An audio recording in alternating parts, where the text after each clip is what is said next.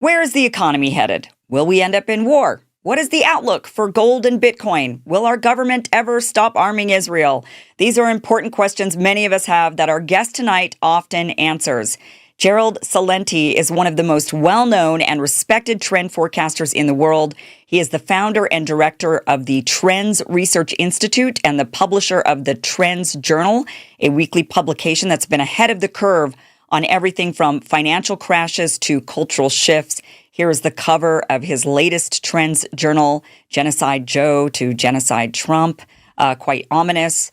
For over 40 years, Gerald has built a reputation for calling major events before they even happen, predicting the 1987 stock market crash, the dot-com bust, the 2008 financial panic, and even the surge in gold prices and the rise of organic food and gourmet coffee long before they became mainstream. He's also a best-selling author of several books, including Trend Tracking and Trends 2000. He's a fierce advocate for peace and civil liberties. He founded the Occupy Peace and Freedom movement to help restore our Constitution and protect the rights that many have fought to defend. He calls it like he sees it with no filter, and whether you agree or disagree with him, I promise you're going to enjoy this conversation. Gerald, welcome to the show. Thank you so much for being here. Well, thank you so much for inviting me. We have so much to talk about. I read through your Trends Journal, so much information. It's a plethora of information. And I want to start off, there's a few things I want to hit on, from economy and AI and Bitcoin, and also to, of course, what is the title of this week's Trends Journal, which is the genocide in Gaza. So I want to hit on these subjects. But let's first start off with the economy and where we're at with this and Trump's trade war. Some interesting things that you had brought up is that if Trump is trying to onshore jobs, why are we then getting rid of all the workers, right? All the people that would be building and working in these would probably be low-wage factory jobs if we're trying to bring them on. And one thing you had brought up was AI, robots, basically. Robots would be replacing the people. And this had me thinking, there's a lot of guys around Donald Trump right now, like Elon Musk, for example, and they're really big on the robot game. I mean, do you think that they're part of what's, I guess, the impetus of him wanting to bring jobs here, but also get rid of a lot of the work? I mean, there's another issue with the people being here, but what do you make of that? I mean, do you think they're part of they're influencing him to go in that direction? I don't think they're influencing him as far as tariffs go, because he's always been pro-tariff when he was president, back in when he got elected in 2016. So that's not the issue. The robotics are it's the future. Trends are born, they grow, they mature, reach old age, and die. The AI trend is only born, 2022? It's still an infant. Love it, hate it, want it, don't want it, makes no difference. It's going to be. Just like there was a thing called the Industrial Revolution. Once upon a time, people made the things by hand. And then they came an Industrial Revolution, and they worked in the factories. And they lost their freedom. And that's all they really want to do with the manufacturing, is to have as few workers as they can so they can make as much money as they can. But we're still really years away from it really getting to the point, again, because the trend has just been born. So it's going to be another decade or so before this really hits and becomes a reality that there are less and less workers needed. Yeah, look what goes on now when you go to you don't have people checking it out anymore in so many places. You're doing it on your own. So they're just going to keep getting rid of people as things become more AI advanced. I know, but I hate that. I avoid the self-checkout lines because I like having human beings help me out with things. And I just hate having everything be so automated. But, what's interesting about this is the conversation, like Elon Musk, for example. Here you've got a guy that's heavily into building robots, building incredible robots that will be the future, as you say. But he's also big on saying we've got to have more babies. And he's himself, having dozens of kids. We don't even know how many kids he has. So there's this push of we're having a population crisis, so we need to have more children. We need to beef up the population, but we're also moving in the robot direction. But how do we? I mean, my concern is, and one thing that you brought up in your Trends Journal is that a lot of the jobs that are being created are low wage jobs. So you've got all these like college grads, and they're not able to get jobs. And the only jobs that are available are low-wage jobs that are not going to build an American middle class. This is going to build a giant, I guess, proletariat. I mean, I would think it would just be a real large working class, not even a middle class in this country is what these jobs are. But the people don't want the jobs. They want a middle-class life. So then the robots come in and take the jobs. I mean, I just don't know where the future, I can't, I'm having a hard time figuring out who's going to win this battle, I suppose. Like, are we going to dwindle off into a low wage working class society if people don't even want those jobs? I mean, I don't, where are we headed? On the college student number, the unemployment rate among college students going up. There aren't great jobs available for a lot of people. And on the manufacturing end, they're showing that a lot of people don't want to do this stuff. Right. It's the middle classes here. Once upon a time, there were things called grocery stores, hardware stores, drug stores, stationery stores, shoe stores. Now it's all chains. So your mom and pop businesses in the middle class, it's vanishing. You know, when I was a kid growing up, my aunts and uncles on my father's side, may all rest in peace, 4 fish stores. 4 fish stores, one in the Bronx, one in Jackson Heights in Queens, one in Flushing, one in Regal Park. Another uncle had a butcher shop in the Bronx. Middle class. The middle class is booming. Hardware stores? No, you don't know. We have Home Depot. We have Lowe's. We don't, stationery stores? No, we have Staples. We got Kroger. All right?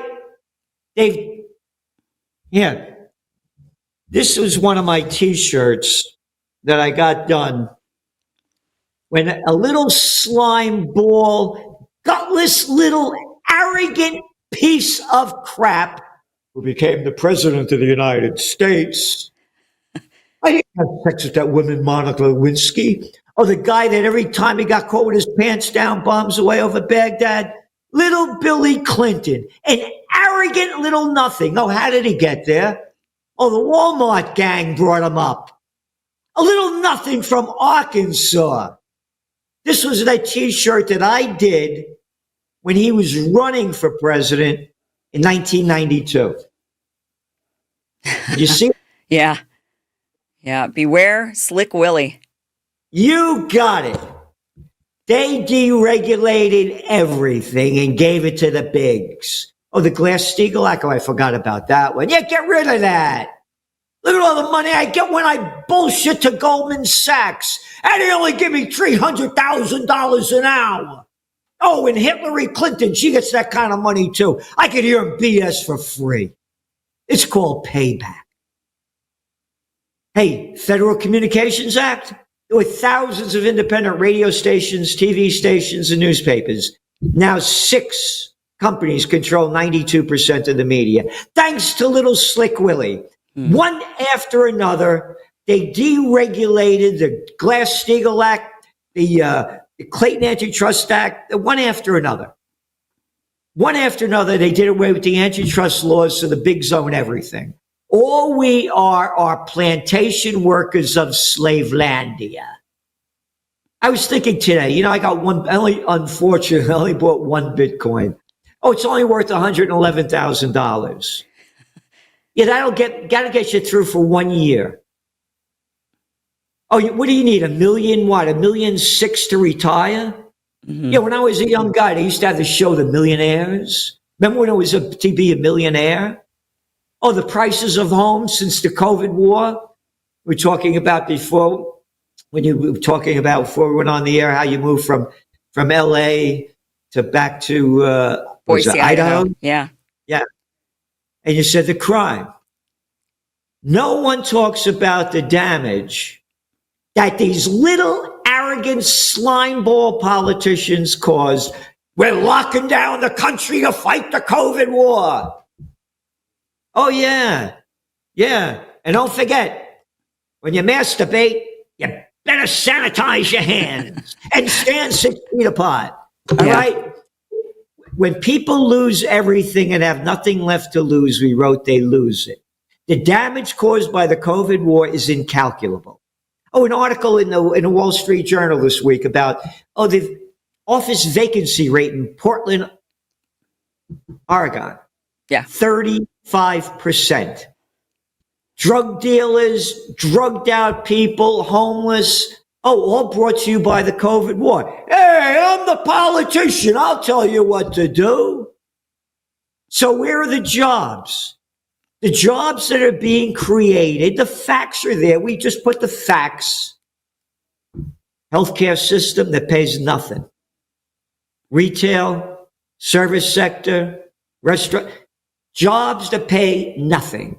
All we are plantation workers of Slavelandia as the billionaires get richer. Yeah. Yeah, I wonder, you bring up such a great point, but right now, what the Trump administration, what a lot of people have been focusing on is the global trade, like WTO, these trade deals that allowed for us to offshore jobs. And people have been really aware of this, and they're saying, these were bad deals. We gave away American jobs. We offshored them. But you're bringing up another point that I think is really that people are not talking about. And I wonder how many more campaign cycles it'll be before people actually wake up and say, wait a minute, it's not just that these jobs were offshored to China or to wherever around the world. It's also that mom and pop shops went away. I mean, this is something that during COVID, I was one of I always came from like the progressive left is where I kind of hailed from, and which now I'm an independent. If anything, I'm a libertarian conservative. I'm more libertarian. I don't know something, but at the time, how about open-minded? Open-minded, independent. Sure, exactly. That you don't put your mind. I'm a Republican. I'm a Democrat. Right? Yeah. How about growing up and being a free thinker? Exactly. But during COVID, when the lockdown started, everybody on the progressive left was saying to people, those of you who want to keep things open, because I was an advocate of this is a horrible idea. Locking down is a terrible idea. This will kill the economy. This will kill the economy.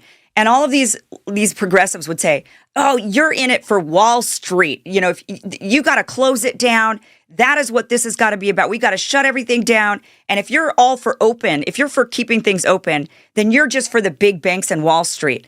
And my argument to them was, you have it completely backwards. You're actually going to give everything to the big corporations and to Wall Street by closing down all the mom and pop shops. The backbone of the U.S. economy is not Wall Street. It's the mom and pop shops. And we have been dwindling them down decade after decade after decade. I mean, if you look 100 years ago, what percentage of the businesses were mom and pop shops? Independently owned mom and pop shops. It was like 80, 90%.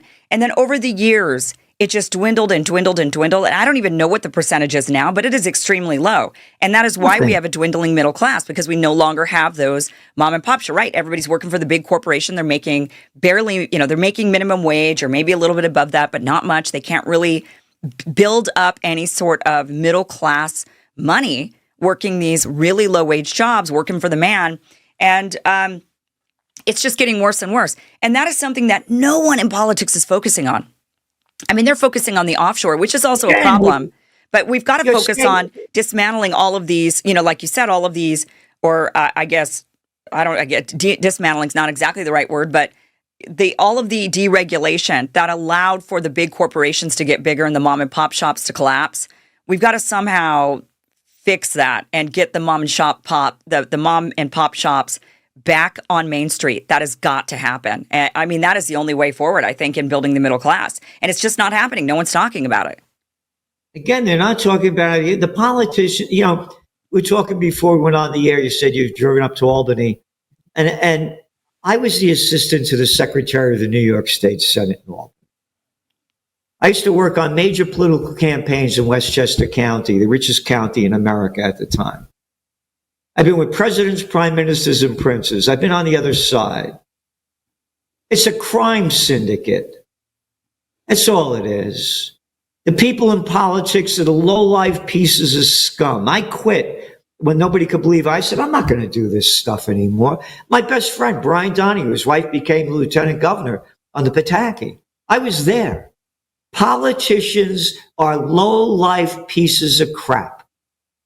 All they want to do is suck off the public tit and tell everybody what to do. And these are the same morons and imbeciles with bad attitudes that want to be class president ahead of the student council. Matter of fact, this is one of the T-shirts. This is to tell you how I feel about it. Hey, politicians, who the fuck are you to tell me what to do? Yeah. Hey. All right. Yeah, that's a good one. You get these at Trends Journal, by the way. So what I'm saying is that the politicians are not going to, with the two-party system, it's just a crime syndicate. Mm-hmm. Look at them. I mean, it's not, the facts are there.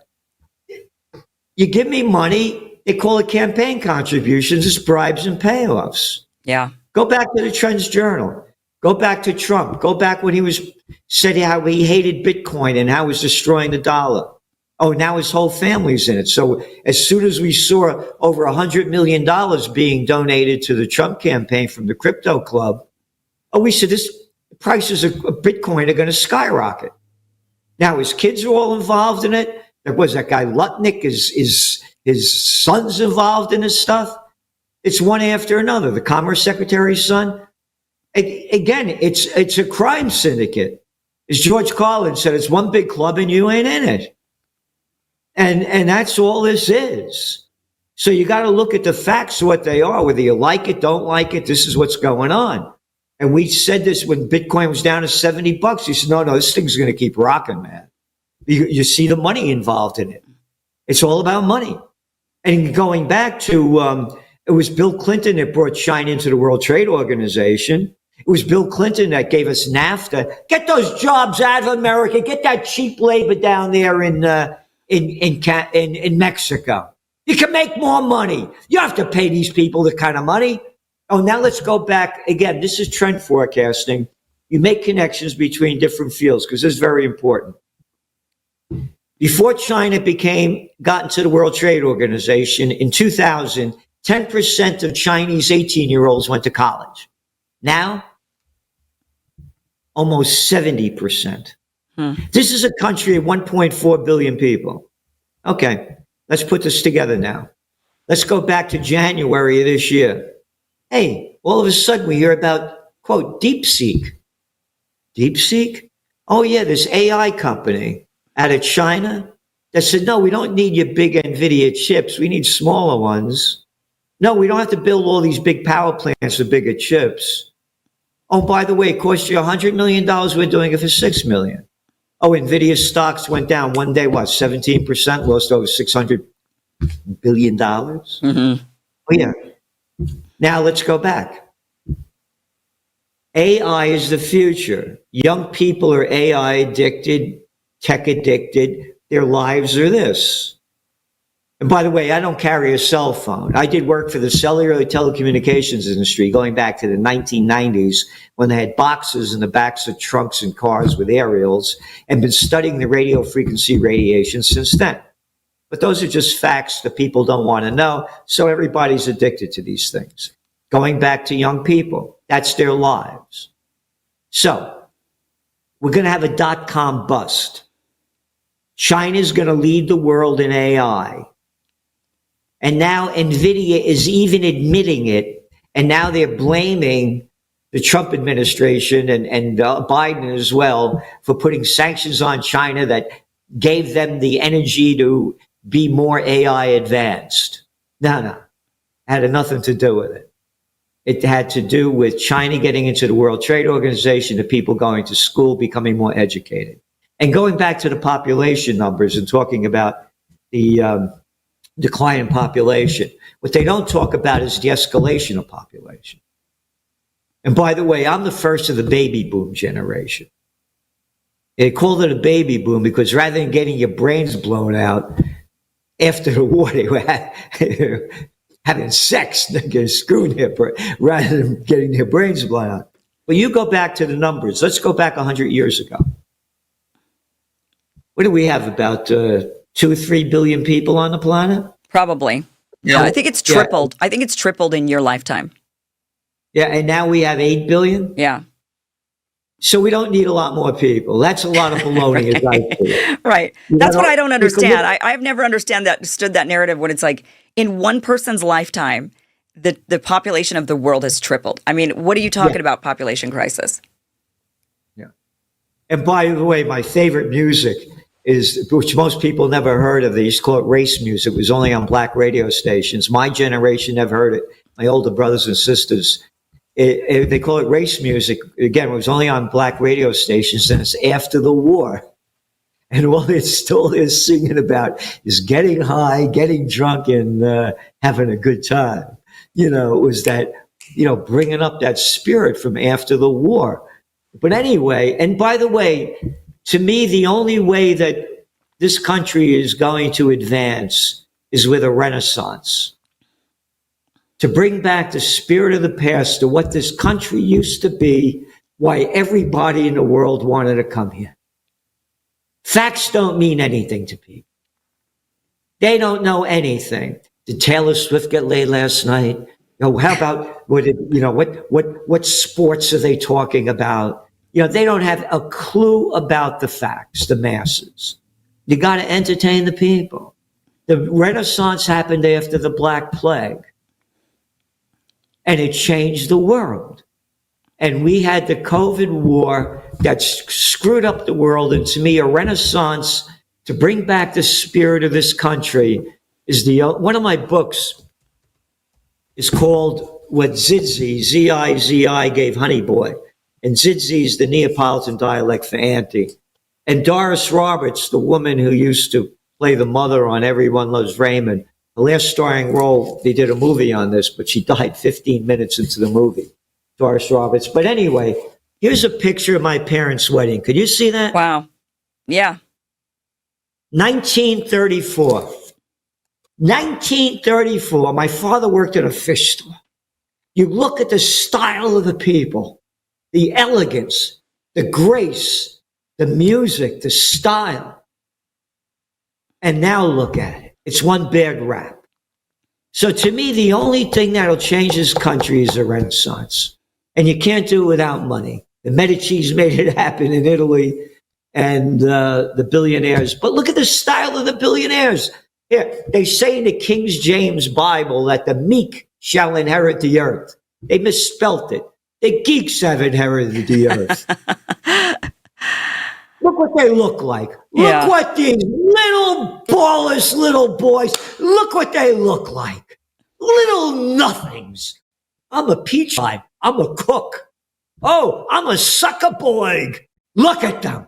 Look at their faces. Look what they did to bring.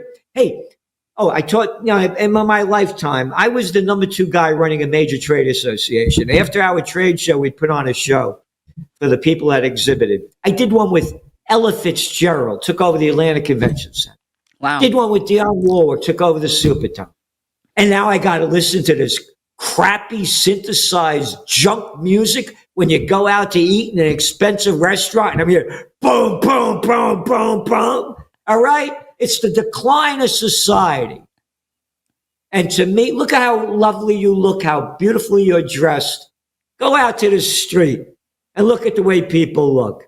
Look at guys my age wearing baseball hats. Yeah. Yeah, put it on backwards. What, you just get out of the coal mine?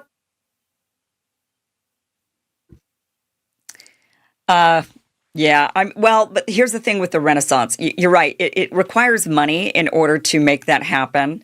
And again, I don't know how we're going to rebuild a middle class because even if we were to somehow dismantle all the big corporations and bring it back to the people, we do have an AI issue. I mean, like you said, or there's like a internet. Well, people want to order everything. They don't want to go out to the shops and shop in a local. Although one thing that could reinvigorate, I guess it wouldn't be maybe shops on Main Street that you go to, but people having distribution shops. And then when people order something online, suddenly they get it within, right now it's like you order it, you get it maybe by tomorrow. Maybe you could get it same day. Maybe you can get it in 2 days. But maybe there would be a world where you order something and you get it. Right, and right now we kind of have that with like Instacart or something. But I mean, like, within an hour, you'd receive the thing that you need because a local shop actually supplies it, like a local hardware store actually supplies it or something. I mean, maybe we could get back to that, but I don't know how we, I hear what you're saying. I don't know how we get back to that. Again, to me, the only way, would it change everything? No, but it will be, again, the damage the COVID war has done is incalculable. Right. I mentioned the vacancy rate, office vacancy rates. That's the other trend that's very important. There's going to be an office building bust. Your vacancy rate in the largest cities is around 20% vacant. Yeah. When the COVID war began 5 years ago, the leases are now coming due. The leases are 5-10-year leases. There's going to be failures. They're not going to be able. Again, I'm not making this up. Go back to 2024. A building on 50th Street, New York City, Midtown Manhattan. Sports Illustrated used to be there. It sold for over $300 million in 2006. They put it up for auction last year. It went for $8.5 million. These are non-convertible buildings. There's no windows on the right, no windows on the left. It's in the middle of the block, nothing in the back, just big empty spaces. You got to knock it down and build something else. There's going to be bank failures. Go back to 2023. 3 banks failed. Silicon Valley, First Republic, and Signature. Signature, yeah. Right. Well, markets went way down. Gold prices went way up. 3 banks? You're going to see more than 3 banks fail. We are on the verge. Again, we're going to see a dot-com bust, and we're going to see the banks go bust. You're going to see a lot of bank failures. Again, I'm a New York City guy from the Bronx, and we used to go out at 1 o'clock in the morning. Now, every time I'm down the city, in a cab, I ask drivers, when things slowing down? They slow down at 12:30 at night. Dead. We used to go out at 1 o'clock in the morning. And where I am up in the Hudson Valley, I call it Death Valley. Now, 9 o'clock at night, everything's gone. In restaurants that were serving at 10 o'clock before COVID, now they stopped serving at 9 o'clock. Everything's changed. Yeah. The damage that this thing has done is incalculable. Right. And again, it's not only in the United States, it's global. Go back to China. Depending on whose numbers you're looking at, they had between 60 to 90 million vacant apartments. They overbuilt like every boom happens. And then they made a bad situation worse by 3 years of zero COVID policy. So we're going to see a crisis that the likes of which we've never seen before. What would the outcome be, do you think? War. When all else fails, they take you to war. I feel like we're already there. All we do is go to war. That's it. Go back to the Great Depression. By the way, here's the Trends Journal when it used to be a quarterly. .com this. We had forecast in 1999 in the fall that the .com would bust by the second quarter of 2000. And it did. Wow. We're saying the same thing about a .com bust. And going back to war, again, you don't have to believe me. When all else fails, they take you to war. Go back to the Great Depression. Google up Franklin Roosevelt seizes Japanese assets. Just Google it up. On July 26th, 1941, President Franklin Roosevelt seizes all Japanese assets in America. You know why he did it? Those dirty Japanese invaded, you ready? French Indochina. Wait a minute. Number one, I'm an American. What the hell do I care what is going on over there? French Indochina? How dare you call it French Indochina? It's Laos, Cambodia, Vietnam. Mm-hmm. Oh, no, it's French Indochina. We have the French Foreign Legion. We're stealing their rubber, their tin. We're like the English. The sun never sets on the British Empire. We could do also rob and pillage anywhere we want to go. Morocco, Algeria. We're the French. How dare the Japanese go there? Anyway, the Dutch and the UK, you could Google this up, History Today, mainstream, cut off 3/4 of all Japanese trade and 88% of their imported oil. They only import 100% of their oil. Can't understand why they bombed Pearl Harbor. Haven't figured it out yet. All right? And by the way, they call it the Dutch East Indies. Dutch East Indies? What the hell are the Dutch doing in Indonesia? Oh, we're stealing everything we can. Shut the hell up, Saletti. We're the royal family. That's another word you could shove. If they were Italian, you'd call them a mafia. Mm-hmm. What's this royal family crap? A bunch of murderous, arrogant, dressed up like little clown freaks telling you what to do. Don't forget to kiss the ring, bow down, roll out the red carpet. Look at them. These are the people running the world. Speaking of war, let's talk about Gaza. The cover of your Trends Journal this week, Genocide Joe to Genocide Trump, mass murder of Palestinians is America's way. A lot of people hoped Trump would be different. I was one of them. Joe gave whatever the Israelis wanted, didn't ask any questions, let them just have anything they wanted. And Trump, I don't know if he's doing any. I mean, it seems like he's doing exactly the same, letting them do whatever they want. Maybe talking a little differently, but if anything, he's saying things that are worse, like we're going to take over Gaza and do what with all the people?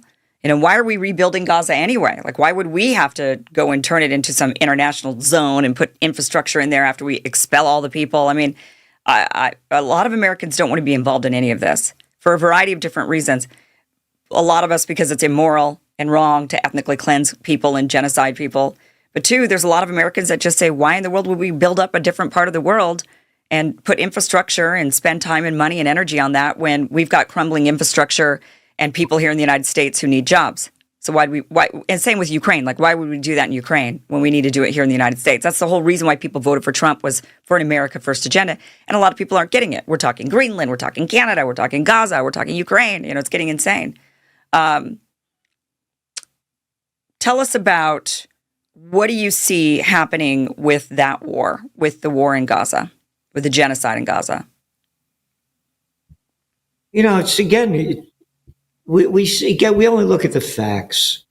The old saying in the Bronx, money talks, bullshit walks.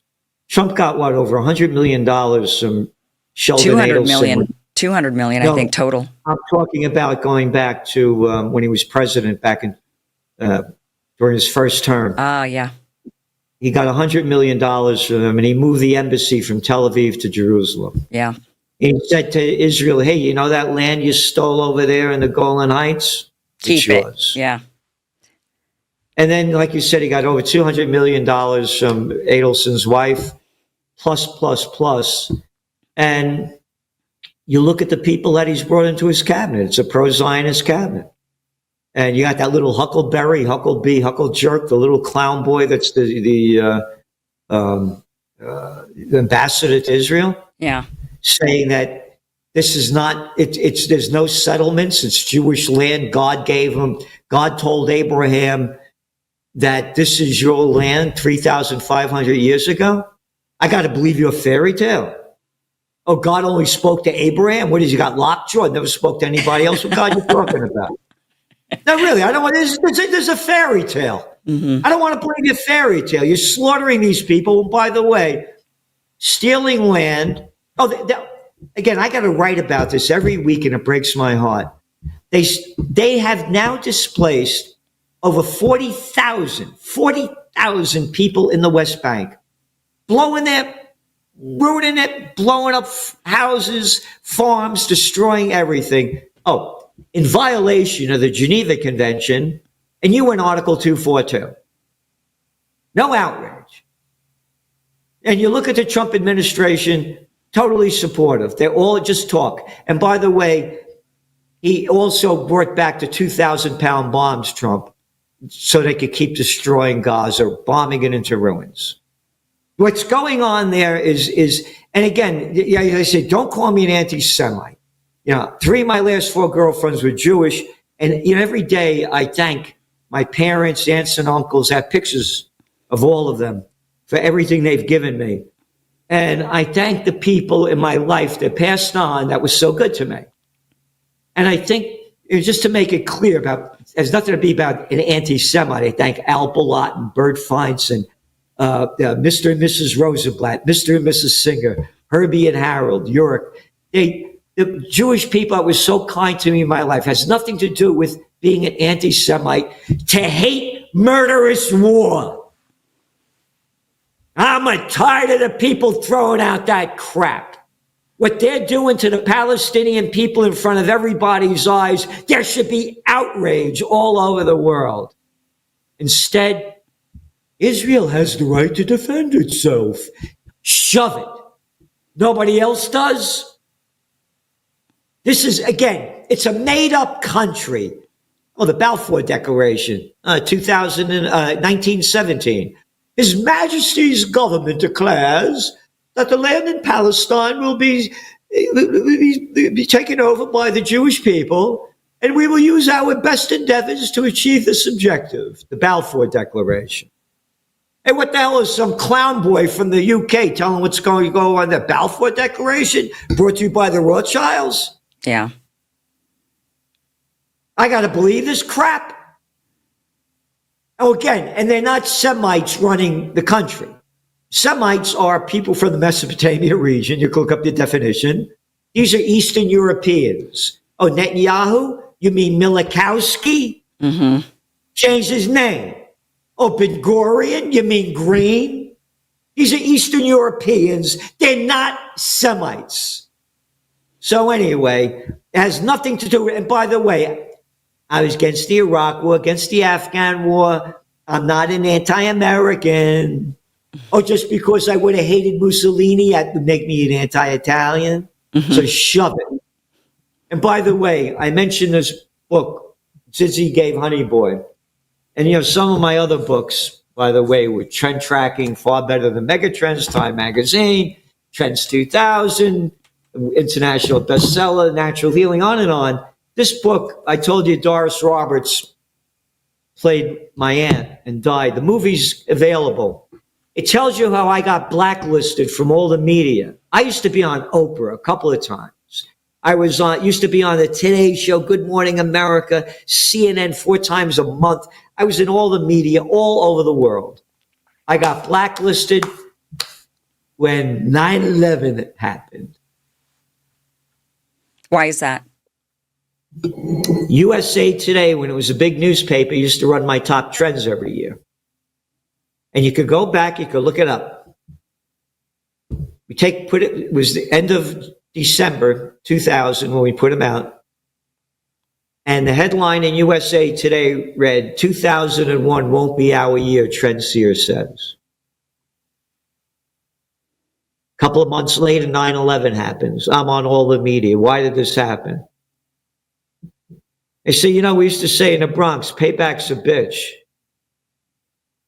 Bill Clinton, the war's going on, the Yugoslav war was going on in Palestine. People forgot all about this. Bombs away over Baghdad, on and on and on. We said there's going to be a retaliation of some sort against what the United States is doing.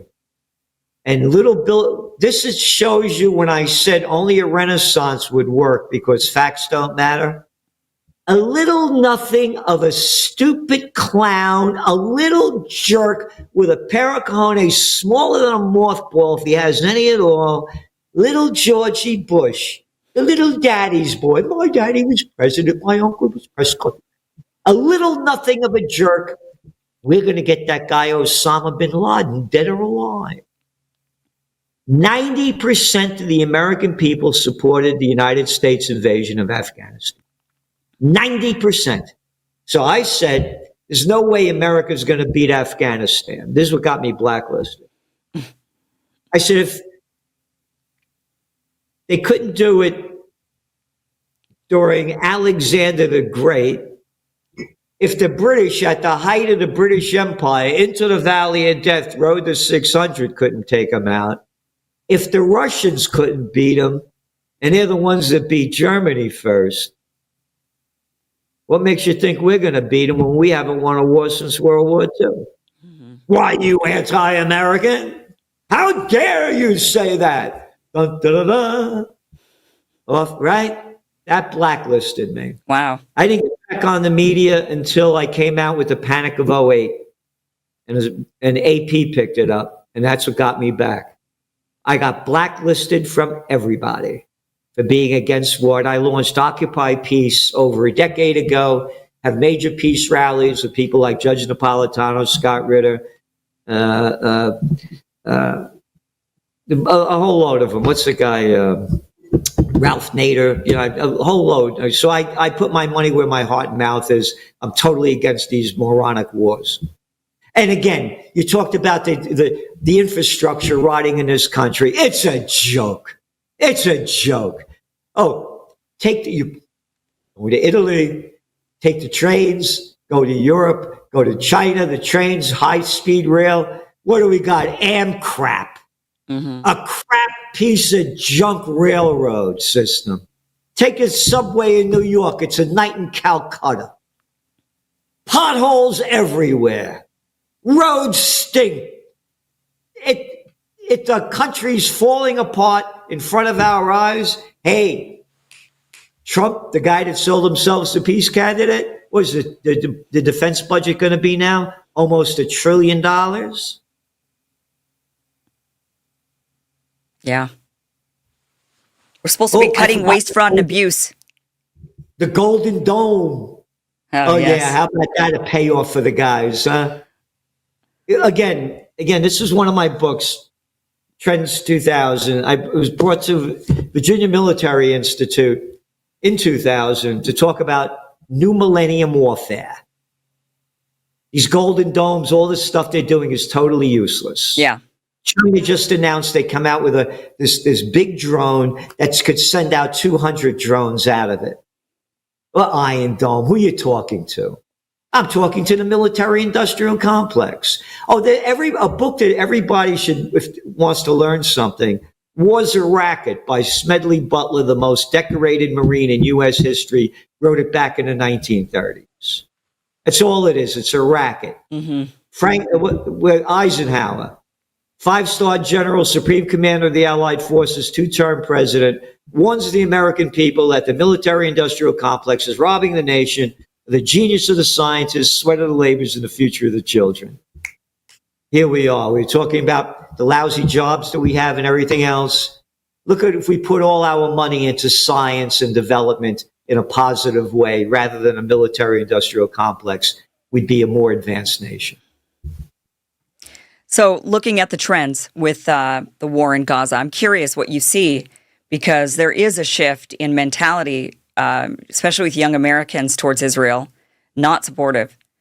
There's more and more Americans, I think, are really unsupportive of or wondering, why are we supporting Israel?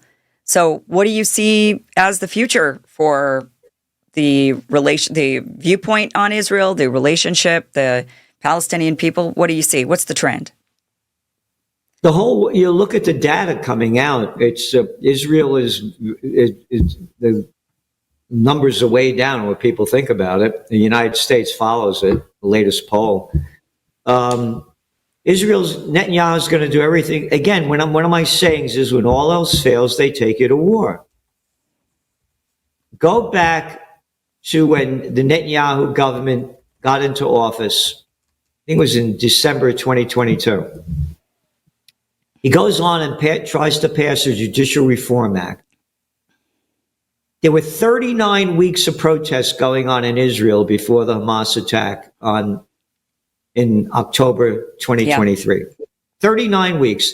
Not my language, the language from Isaac Herzog. think it's the same. Isaac, his last name is Herzog. Yeah. Yeah, Isaac Herzog. Yeah. The president of Israel. During that time, he said Israel is in a civil war. There was a civil war going on. When Hamas attacked, again, we only put the facts down. As trend forecasters, for example, we pay to go to Haaretz, the Israeli newspaper. We also go to Jerusalem Post, the Times of Israel, but we also go to IRNA, ISNA, Tehran Times, Press TV, what anything Iranians have to say. So, 3 days after the Hamas attack, from Iranian and Haaretz, the word was out that the United States and Egypt had warned Israel that that attack would happen 3 days before it happened. Mm-hmm. And now the data's come out from most of them that they knew this was going to happen. They let it happen. Mm-hmm. Netanyahu is going to be brought up on charges how many times? Has he tried to avoid jail? Oh, by the way, this tough guy, what is his son in Miami, right? Yeah, it's not fighting over there. So going back to where this is going, Netanyahu is going to do everything he can to stay in power. And our greatest concern is attack against Iran. That's the big one. And if they attack Iran, it's going to be the beginning of the end of life on earth, as we see it, and I'll tell you why. Iran has 91 million people. There's about 7 million Jewish people in Israel. You don't have to be good at math to figure this out. 91 million against 7 million. And Iran is very advanced scientifically, technologically, and militarily. Mm-hmm. These are the Persians. They're not stupid people. They go to war against Israel goes to war again. If they bomb Iran and they go to war, Iran will defeat Israel, but Israel has what they call, you could look it up, anybody that doesn't know about it, the Samson option, S-A-M-S-O-N. Israel says if they lose, they go nuclear, and they have between 200 to 400 nuclear warheads. That's our greatest concern. You got a maniac, murderous Netanyahu in charge that'll do everything he can to stay in power.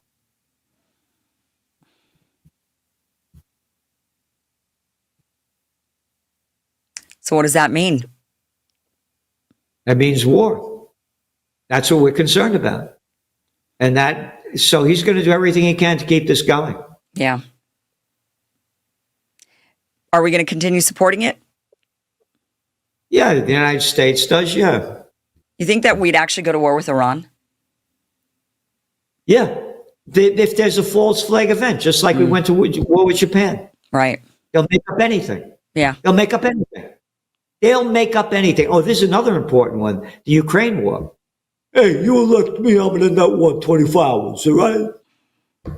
Yeah. That was Trump, wasn't it?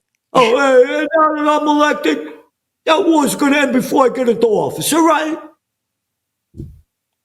Still sending them weapons. All right, let's go back. Again, we write about this crap every week in the magazine. Europe is building up their military to levels that we've never seen since the end of World War II to fight the Russians. The facts are all there. We're not making this stuff up. Germany. This guy Mertz they brought in, the little clown boy from the BlackRock group. Oh, yeah, him. $1 trillion. Germany's just before 9/11, in 2019, Germany was a fraction away from going into recession. Mm-hmm. Now, they've been in recession for the last 2 years. This is the world's third largest economy, largest, of course, in Europe.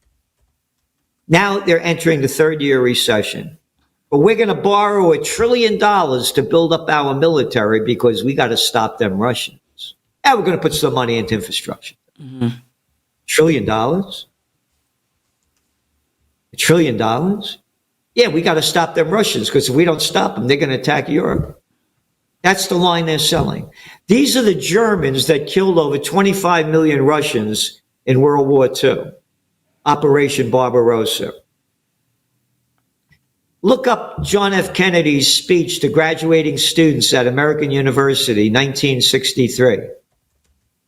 Kennedy goes on to say that we should not hate the people of the Soviet Union. And if we go to war against them, life on Earth will be destroyed in 24 hours. This is 1963. He also goes on to say that no people suffered more in this World War II than the people in the Soviet Union. He said they lost their factories, their farms, their homes, their land from the equivalent of Chicago to the East Coast. And he said Germans killed over 20 million of them. And now Germany wants to go to war against Russia. Mm-hmm. And this isn't major news. Stop this crap. Mm-hmm. So when I say we're going to war is my greatest fear, when all else fails, they take you to war. The economies are failing. Yeah. And they take you to war to get your mind off it. What followed the dot-com bust? Oh, the NASDAQ was only down 80%. 9/11. Forgot about it. And then they invented the housing boom right after it. Subprime mortgages. Don't got a job. Deep in debt. Don't worry about it. Sign over here. All right? Yeah. You can buy a house. Oh, the derivatives. Oh, that the Federal Reserve gave the banksters $29 trillion in 2007 to 2010 after they destroyed the economy. That's what I said. It's a crime syndicate. They're murderers and thieves running the country. So you're forecasting war because the economy is failing, and they want war anyway. They're itching for war. And when the economy fails and goes bust, when we have another bust, you're saying then they'll just turn to war. They do it. They're doing it in front of your eyes. Yeah, yeah. Germany. I mean, could you imagine this? Oh, you like World War I? No, I like World War II better. Well, they're aiming for World War III. They're excited to start it. It's already begun. Oh, yeah. Going back, there's going to be a false. I got banned from TikTok for saying this. Ukraine is going to do everything in Europe to keep the Ukraine war going. And there's going to either be a false flag event or deeper bombing into Russia, hitting Moscow, blowing up a nuclear power plants, oil fields, oil depots. They're going to do everything they can to expand this war. Yeah. I got banned permanently from TikTok for saying that. Jeez. Well, and I think that's what's going to happen. Yeah. And the people, they'll like that. Again, how stupid could you be to listen to little nothing of a clown, Georgie Bush? Hey, how about Obama, the Nobel Peace of Crap Prize winner? Folks, quoted in the book, Double Down, I'm really good at killing people. Yeah. This is the Obama that lied his way into office as a peace candidate. As soon as he gets in, troop surge in Afghanistan. Oh, that Obama? Oh, the Obama, I want that guy Gaddafi out of there. Oh, yeah, now you destroyed Libya, the richest country in Africa. Oh, we're going to move the Palestinians there now. Oh, that's the Trump. I mean, look at the clowns that are running this show. Little gutless boys. And they're telling you what to do. And it's all over the world. A little jerk like Starmer over there in the UK. A little guy like Macron, the Catzon, if he has a pecker, it's about this big with fake hair running France. Look at the guy before Starmer, Boris Johnson. The best cartoonist in the world could not have come up with a little freakier clown than that. Yeah. Gerald, this has just been a real great conversation. And I mean, you're a fireball. I really appreciate you and all the things that you say and the things that you do. And really appreciated this conversation. We do have the link down below for people to go to your Trends Journal. It's trendsjournal.com. We also have for the ability for people to follow you on X. So definitely recommend the Trends Journal. I mean, I read it. It's long. It's 100 and something odd pages. I mean, it's a very big, detailed report with a lot of excellent people writing in there. I saw Mercola, I think, had a bit of a section in there. Is that right? Yep. So you have a bunch of different people contributing to the Trends Journal, but we do have that link down below for people to read. And, you have been one of the best at forecasting the future and forecasting trends. And so I think it's, even though the mainstream, might not have liked what you said when you said, we're not going to win the war in Afghanistan, here we are 20 years later, you were right on the money that entire time. And so I think it's important to pay attention to where we're headed. And if it's war, then it's war. And we all need to be prepared for that, I think.